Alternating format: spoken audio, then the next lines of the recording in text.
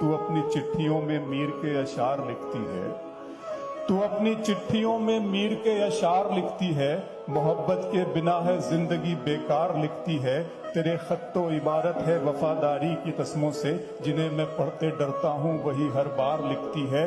तू पैरोकार लैला की है, शीरी की पुजारन है, मगर तू जिस पे बैठी है वो सोने का सिंहासन है।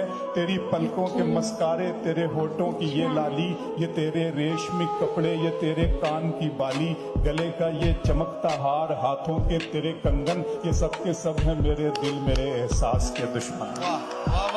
इनके सामने कुछ भी नहीं है प्यार की कीमत, वफा का मोल क्या क्या है एतबार की कीमत, शकस्ता कश्तियों टूटी हुई पतवार की कीमत है मेरी जीत से बढ़कर तो तेरी हार की कीमत। वाह वाह वाह। हकीकत खून के आंसू तुझे रुलवाएगी जाना, तू अपने फैसले पर बाद में